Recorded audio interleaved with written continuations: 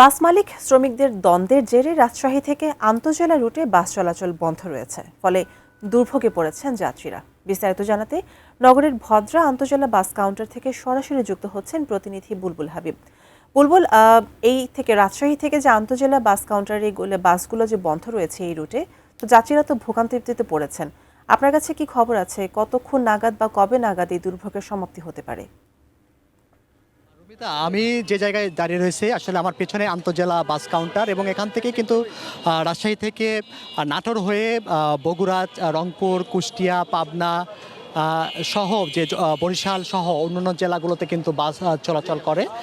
কিন্তু যেহেতু সকাল থেকে বাস চলাচল বন্ধ রয়েছে, এটা প্রধানত এখানকার যারা শ্রমিক রয়েছেন তারা বলছেন যে রাজশাহী থেকে যে নাটোরের যে বাসগুলো নাটোরের উপর দিয়ে বাস যাচ্ছে, নাটোর থেকে বাস চলাচল করতে দেওয়া হচ্ছে না, সে কারণে কিন্তু বাস চলাচল বন্ধ রয়েছে।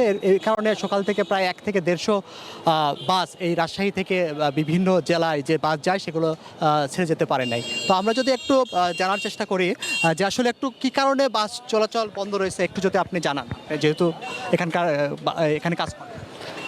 আমাদের এই আদনান পরিবহনের সাথে আমাদের গণ্ডগোল। আদনান পরিবহনের মহাজন দলীয় প্রভাব খাটিয়ে আমাদের এক গাড়িকে খুব বিভ্রান্ত করছে। শুধু আদনান পরিবহন না, নাটোরওয়ালার প্রতিটা গাড়ি আমাদের প্রতিটা গাড়িকে ডিস্টার্ব দেয়। কিছু বলতে গেলে তারা মারধর, গালি গালাজ, আমার বুকের মধ্যে গাড়ি চালাস, আমরা চালাতে দেবো না এভাবে। আমাদের লোক তুলতে দেয় না, যাত্রী উঠাইতে দেয় না, যাত্রী নামাইতে দেয় না, যা ঠিকমতো দাঁড়াইতে দেয় না। এবং সে নাটোরে গেলে পরে সে নিজে ঠিক চাঁদা নিয়ে নেয় 350 টাকা। এইসব অত্যাচার আমরা সহ্য করতে আমরা গাড়ি চালাবো না, যার কারণে আমরা গাড়ি চালাইনি, গাড়ি বদ্ধ রাখছি। আমাদের মূল সুরাহা আমাদের দাবি পূরণ না হওয়া পর্যন্ত আমরা গাড়ি চালাবো না।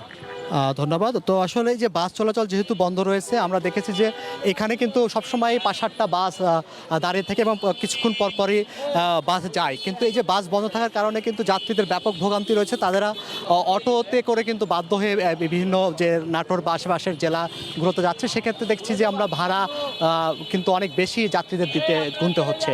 তো এই ছিল এখান থেকে যে বাস চলাচল বন্ধ রয়েছে এবং তার ফলে যাত্রীদের ব্যাপক ভোগান্তি হচ্ছে তার খবর।